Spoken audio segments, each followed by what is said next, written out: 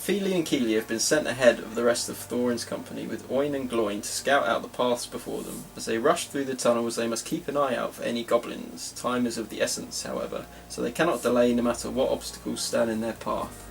Basically, your objective is you're going to start at this end of the board, and you have to get at least 3 dwarves to this edge of the board to basically escape off the map.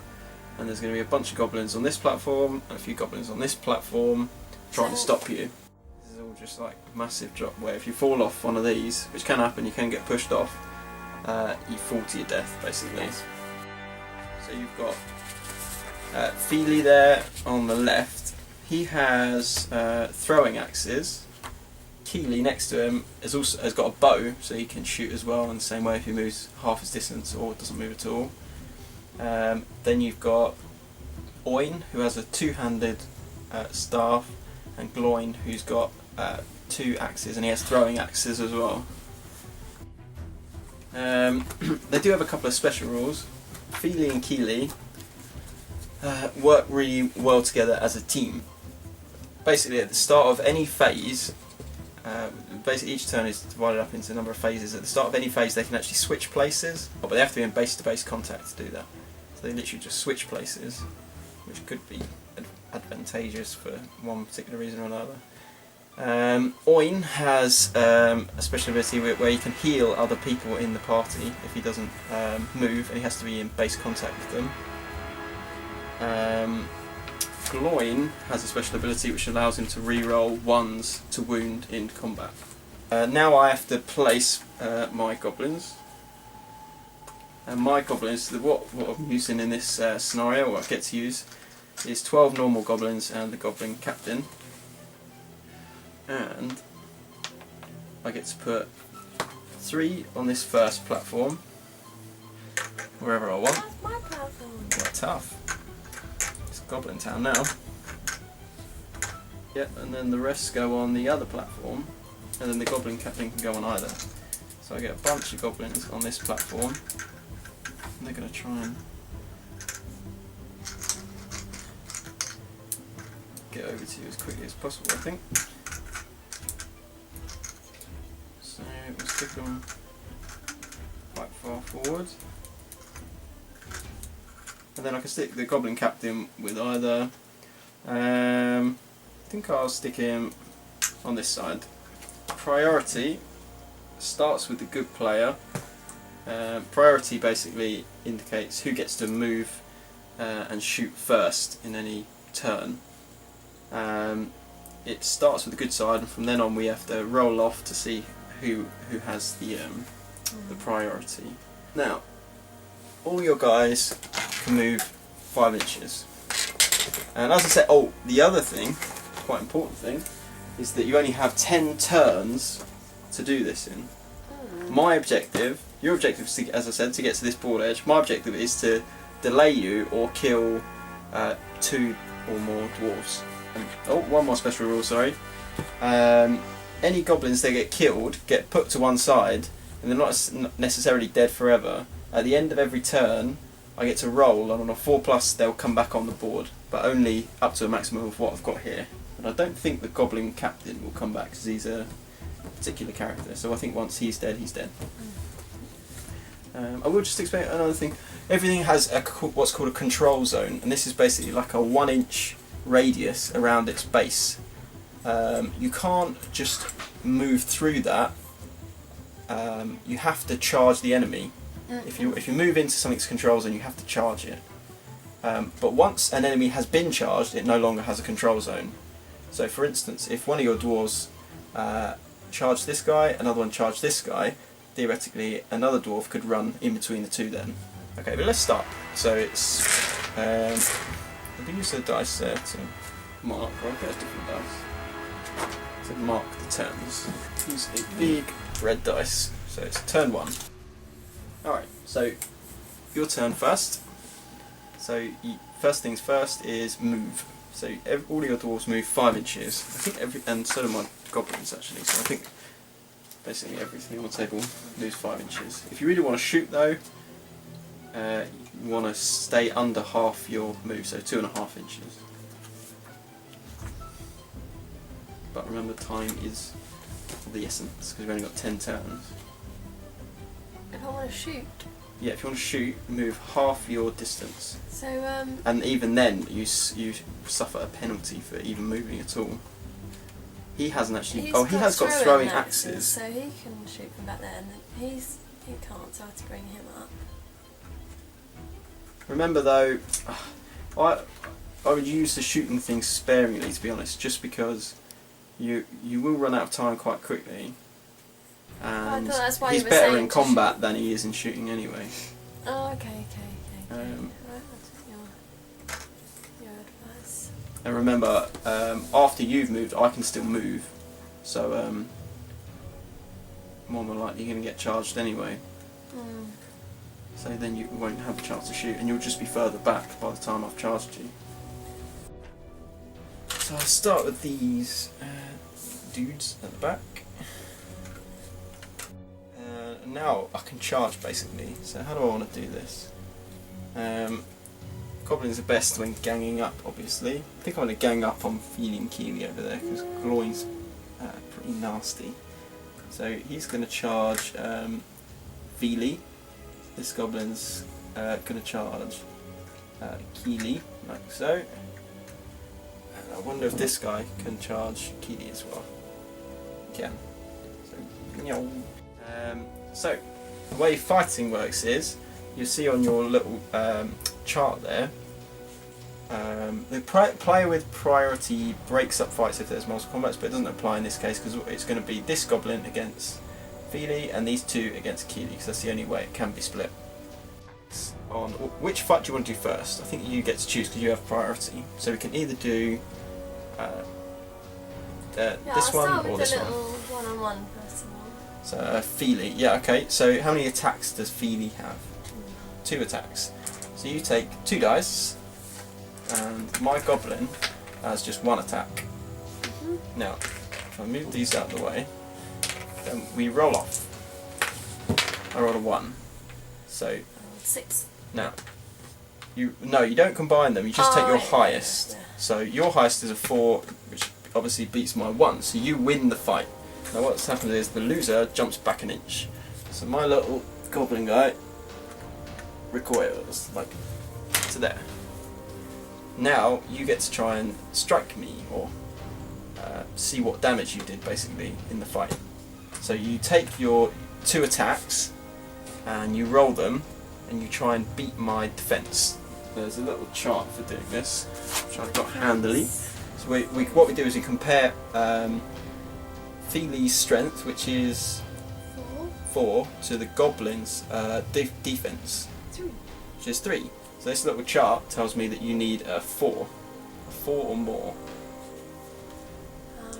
to kill, to basically 2 dice. to wound me. Yeah, I've only got 1 wound, so only one of them needs to do it, 7. and you've done it. You don't combine them. It's you just take the highest. So you've done it once, but once is enough. I've only got 1 wound. Splat. That goblin is dead. Maximum. There are times where you need a 6 followed by something else. So if it's like a particularly weak thing, it's particularly tough things. There are some times where you can't even do it at all. But other times where it's particularly difficult, it'll be a 6 followed by, or up to another 6. Okay, so Feely wins that combat. Now we move on to Keely's combat. This time I've got 2 guys. So I have 2 attacks in this fight. And how many attacks does Keely have? 2 attacks. So then we roll off again. Yeah. Aha. So you've won the duel again. 4 and 3 boots. Yeah, all we do is take the highest. So you would ignore that one and ignore that one. It would just compare these two, but you've won again. So my guys move back an inch again. So this is that. Move back to that. And now you get to strike me again, or see what attacks you did. Now, because you've got 2 attacks, you can choose to attack, put 1 on each. You roll them 1 at a time basically. Who do you want to attack first? This guy or this guy? Can I attack him first? Okay, so roll one of the dice. For now. 1, so you didn't do it. So now do you want to continue attacking that guy with your second attack? And last attack? Or do you want to switch target? No, I'll switch target because I've got... A nice little gap there to run through. Okay, so go on then, try this guy with your last attack then. 5, did it. So you gilled him. It's not too bad. 2 goblins dead. First turn. Okay, so that's the end of the phase. I guess I get to try and bring these guys back. So it does say the end of the turn. So I'll roll 2 dice, and I think it was a 4+. So I have actually brought those 2 guys back, and they come up the back of the board there. Aha! So it's basically it's like a never-ending swarm, really. So your objective is just to try and keep making progress, keep pushing forward. Okay, so now we roll off priority. So you roll a dice. Aha, good point. Yep, turn 2. 5. Ah, we are equal. It says in the event of a tie, whoever didn't have priority last time wins the roll. Does it honestly say that? I'm Does not it making actually up. say It does. I just read it. That sounds So- like a... Oh yeah. Yeah. If you roll 5s, I win. Basically. No. So give me the ring. Ring of power.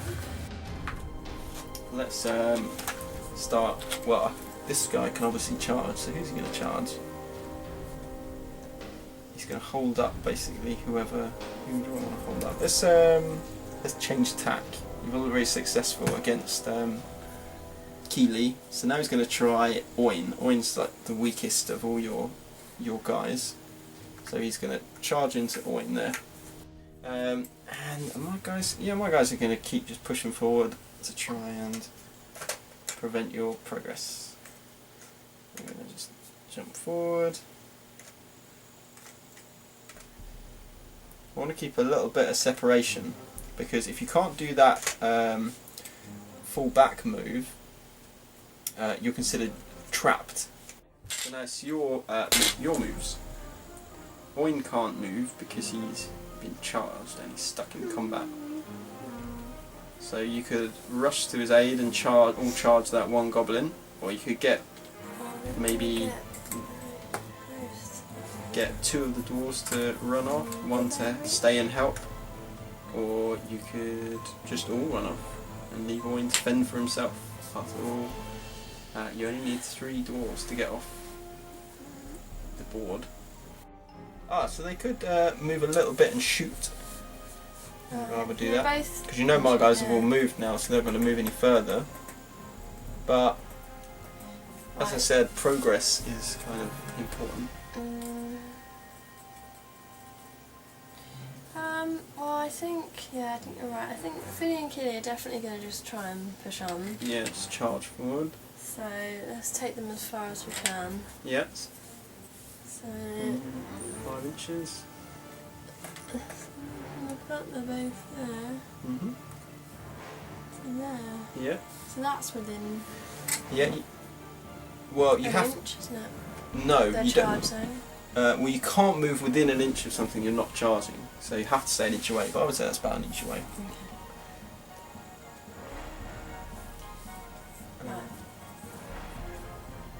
Okay, yeah, so I don't want him within. You can basically move up pretty much next to him. Yep, okay, so they're both an inch away. I'm tempted to take Brian to protect Ryan as well. Well, yeah, it's not a bad idea, because If they're I going to be able to move catch him- up after you've cleared that one guy. This whole where it's Yeah. empty, and you're going to. If I move him around, like, Yeah, that's fine. Yeah. Oh yeah, so he gets that extra so distance. He's, Yeah, a you, bit further on. that's but fine. it's Yeah, you can do that. protecting, It's my one lowly goblin has 1 attack against Oin, who has how many attacks? so 1. Oin has 1 attack, and how many does Gloin have? 3. So you roll all of those dice, and I roll this 1. And I roll a 5, so you need to roll. Okay, so we got a tie.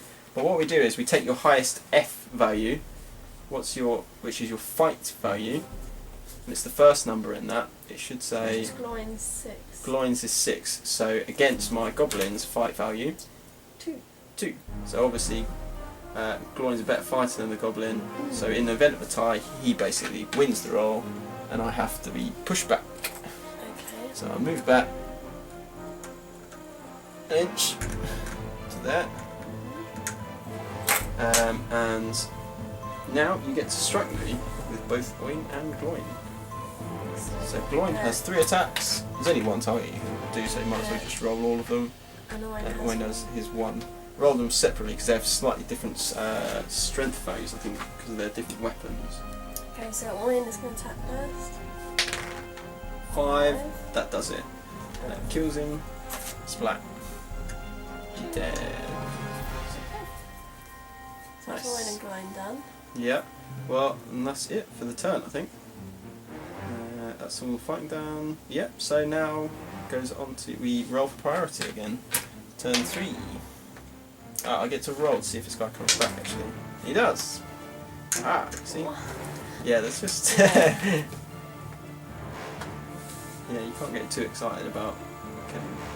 Okay, so now we roll off for priority. So you take your 1 dice. Take 1. 5. Oh. Aha! You got wins again. Now, so charging. Okay, this guy's going to charge Feedy. This guy's going to charge Keely. Now, the goblins have a rule which says called Chittering Horde, and what it means is they can support each other from behind. If you're touching another enemy unit, as in being the enemy, its base, they can support their comrade in combat, basically, because they're clambering all over each other, trying to get in the fight. Now it's your move. Obviously, Feely and Keely can't go anywhere because they've been charged, but Oin and Gloin could move up. Unfortunately, he can't shoot because his friendly models are in the way.